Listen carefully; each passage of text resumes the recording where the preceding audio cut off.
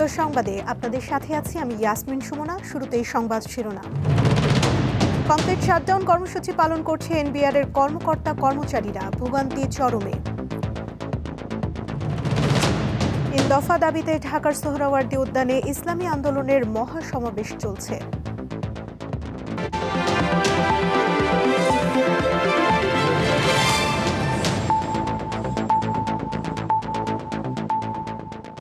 এবারে বিস্তারিত। চেয়ারম্যান আব্দুর রহমান খানের অপসারণ ও যৌক্তিক সংস্কারের দাবিতে সারা দেশে কমপ্লিট শাটডাউন কর্মসূচি পালন করছে এনবিআর সংস্কার ঐক্য পরিষদ। এতে অচল হয়ে পড়েছে আমদানি রপ্তানি সহ রাজস্ব আদায় কার্যক্রম। কর্মসূচি অনুযায়ী দাবি আদায়ে মার্চ টু এনবিআর কর্মসূচিও চলছে। সকাল থেকে রাজধানীর আগারগাঁওয়ে রাজস্ব ভবনে আসেন অসংখ্য কর্মকর্তা কর্মচারীরা, কিন্তু তাদের রাজস্ব ভবনে ঢুকতে দেয়নি আইন শৃঙ্খলা বাহিনী। অপ্রীতিকর পরিস্থিতি এড়াতে রাজস্ব ভবন অবরুদ্ধ করে রেখেছেন বিভিন্ন বাহিনীর সদস্যরা। বাধা পেয়ে সড়কে ও ফুটপাতে বসে পড়েন আন্দোলনকারীরা। বিক্ষোভ সমাবেশে এনবিআর সংস্কার ঐক্য পরিষদের বক্তারা এনবিআর চেয়ারম্যানকে অপসারণ করে আলোচনার পরিবেশ তৈরির দাবি জানিয়েছেন। নেতারা জানান, দাবি পূরণ না হওয়া পর্যন্ত আন্দোলন চলবে। এই মুহূর্তে রাজধানীর আগারগাঁওয়ে ব্রিফিং চলছে, আমরা সরাসরি চলে যাচ্ছি সেখানে। আমাদের সাথে বসবেন, এনবিআর প্রাঙ্গণে আসবেন, হৃদয়ে রক্তক্ষরণ দেখবেন কি বিপর্যস্ত করে দমন নিপীড়ন করে এনবিআর এর অবৈধ চেয়ারম্যান আমাদের উপর নিপীড়ন চালিয়ে নিজে এসি রুমে সকাল 6টা থেকে সশস্ত্র বাহিনীর প্রহরায় তিনি অফিস করেন। আসুন আপনারা দেখে যান। শেষ করি, দেশ ও রাজস্বের স্বার্থে উদ্ভূত পরিস্থিতি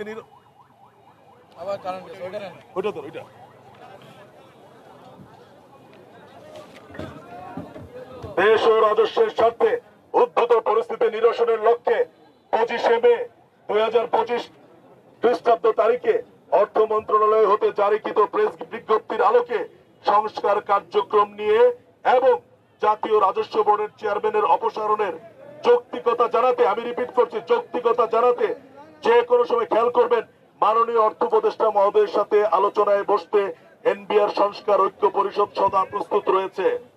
আবারও রিপিট করি, দেশ ও রাজস্বের স্বার্থে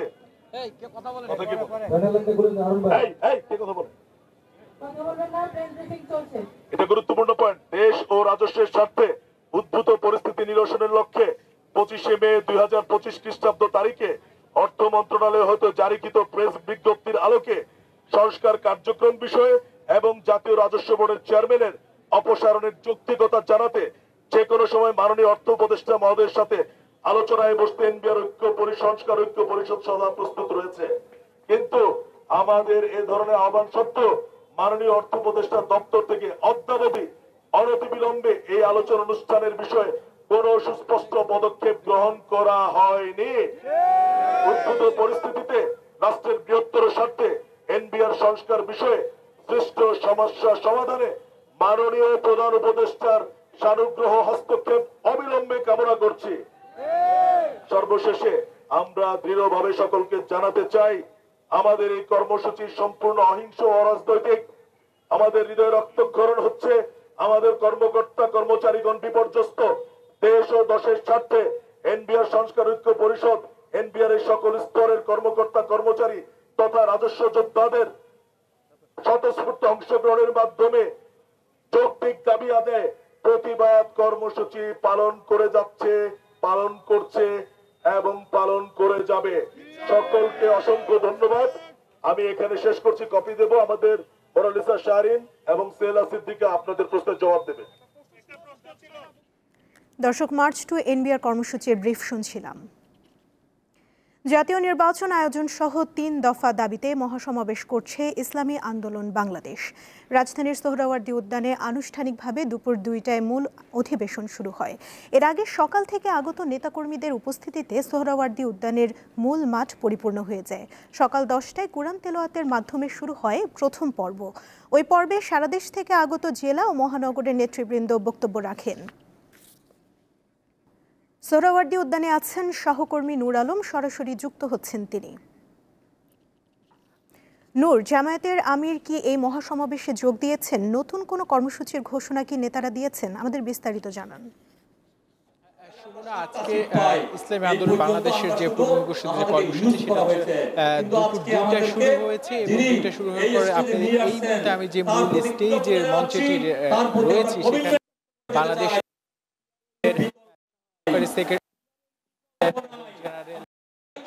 যে তার কেন্দ্রীয় নায়েবের আমির সহ সকল রাজনৈতিক দল হিন্দু মহাজোট থেকে শুরু করে সকল যে জোটের কর্মীরা কিন্তু এর মধ্যে এখানে এসেছেন এবং আপনি দেখেন যে দুপুর 2টার পর কিন্তু আসলে যে কেন্দ্রীয় নেতারা রয়েছে তারা বক্তব্য দেওয়া শুরু করেছে। এরই মধ্যে যে পুরো সোহরাওয়ার্দী যে ঐতিহাসিক যে সোহরাওয়ার্দী উদ্যান সেই কিন্তু কানায় কানায় পরিপূর্ণ হয়ে গেছে।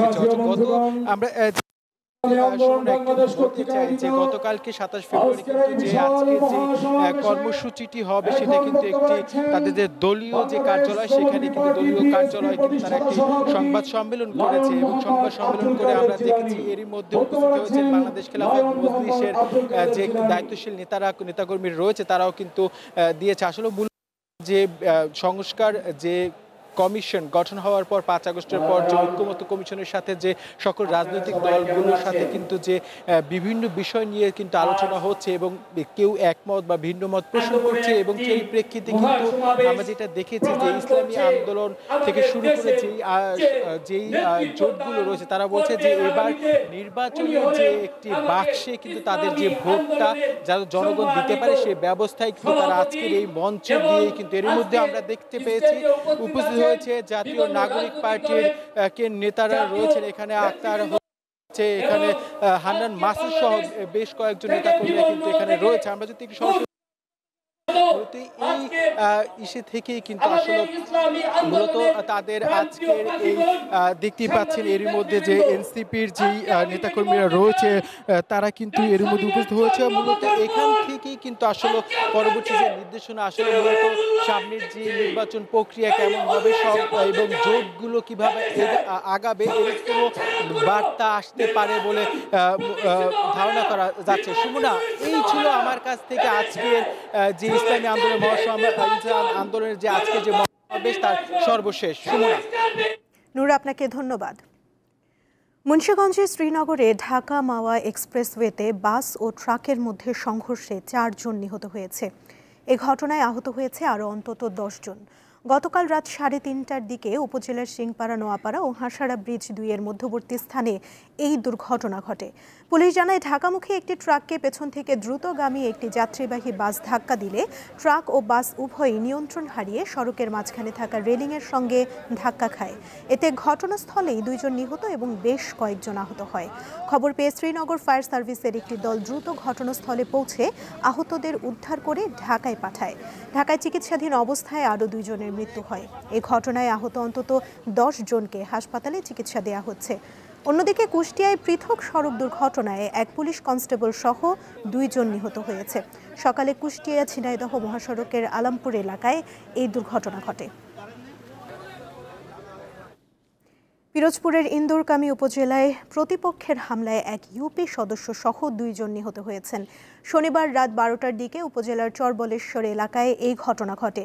স্থানীয়রা জানান পারিবারিক বিরোধের জেরে রাত 12টার দিকে স্থানীয় স্বেচ্ছাসেবক লীগ নেতা ও ইউপি সদস্য শহীদুল ইসলামের বাড়িতে হামলা করে তার প্রতিপক্ষ ইউনুস সহ 4-5 জন।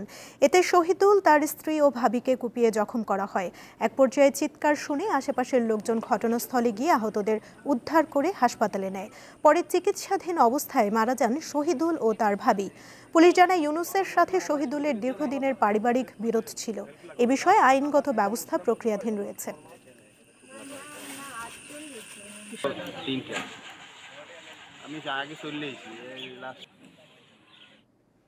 আন্তর্জাতিক প্রসঙ্গ।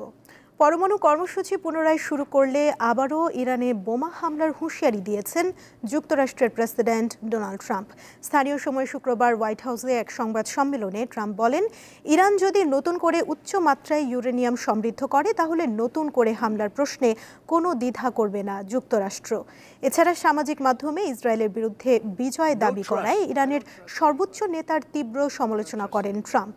সাম্প্রতিক সময়ে খামেনিকে তিনি একটি কুৎসিত মৃত্যু থেকে বাঁচিয়েছেন বলেও দাবি করেন মার্কিন প্রেসিডেন্ট।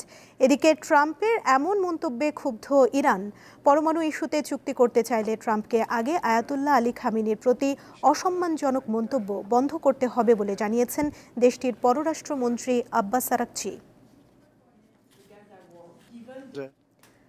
অবরুদ্ধ গাজায় একদিনে ইসরায়েলি হামলায় ৭২ ফিলিস্তিনি নিহত হয়েছে, আহত হয়েছে অন্তত ১৭৪ জন। শুক্রবার দিনভর গোলাবর্ষণে এসব হতাহতের ঘটনা ঘটে বলে জানিয়েছে গাজার স্বাস্থ্য মন্ত্রণালয়।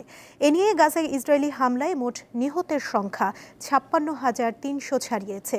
এদিকে ইসরায়েলের সংবাদপত্র হারেটস এর এক প্রতিবেদনে বলা হয়, সামরিক ঊর্ধ্বতন কর্মকর্তাদের নির্দেশেই গাজায় ত্রাণ নিতে আসা নিরস্ত্র ফিলিস্তিনিদের উপর ইচ্ছাকৃতভাবে গুলি চালিয়েছে ইসরায়েলি সেনারা। তবে এমন দাবি নাকচ করে সংবাদপত্রটির নিন্দা জানিয়েছেন ইসরায়েলের প্রধানমন্ত্রী বেনিয়ামিন নেতানিয়াহু। দীপ্ত সংবাদ শেষ করার আগে শিরোনামগুলো জানিয়ে দিচ্ছি আরও একবার। কমপ্লিট শাটডাউন কর্মসূচি পালন করছে এনবিআর এর কর্মকর্তা কর্মচারীরা, ভোগান্তি চরমে। দফা দাবিতে ঢাকার সোহরাওয়ার্দী উদ্যানে ইসলামী আন্দোলনের মহাসমাবেশ চলছে। এই ছিল এখনকার মতো। এরপর বিকেল ৪টায় দীপ্ত স্পোর্টস দেখার আমন্ত্রণ রইল। এছাড়া আরও তথ্য এবং বিনোদন জগতের নানা খবর পেতে যুক্ত থাকুন দীপ্ত ডিজিটাল প্ল্যাটফর্মের সাথে। ধন্যবাদ সবাইকে।